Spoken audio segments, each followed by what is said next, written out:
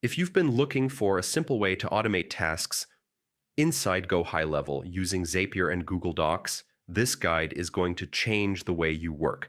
In the next few minutes, I'm going to walk you through the exact steps to connect these tools so your workflows run on autopilot. No coding, no hassle, just pure efficiency. Let's jump in. Start by heading over to the Zapier website.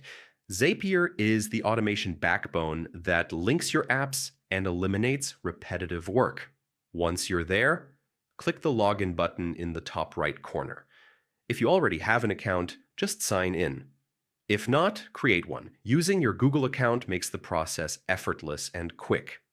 After logging in, you'll land on the home dashboard where all your automations called Zaps live. Look for the Create button and click it to start building a new Zap from scratch. This is where you'll connect Go High Level with Google Docs through automation. Now it's time to set up your trigger, the event that kicks off your Zap. Click on Trigger and choose Webhooks as the trigger app. Webhooks are perfect because they let you send data instantly from one platform to another without manual input. From the list of events, select Catch Hook.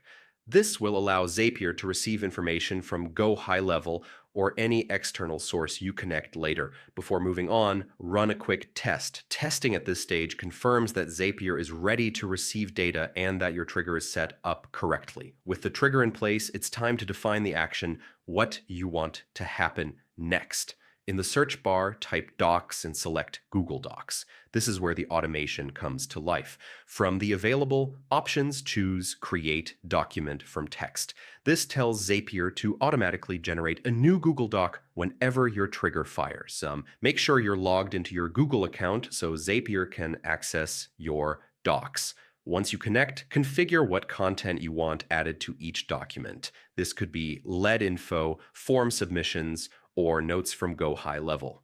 Just like before, run another test. This ensures the document is created exactly the way you want it. No surprises later. If everything looks good, hit Publish.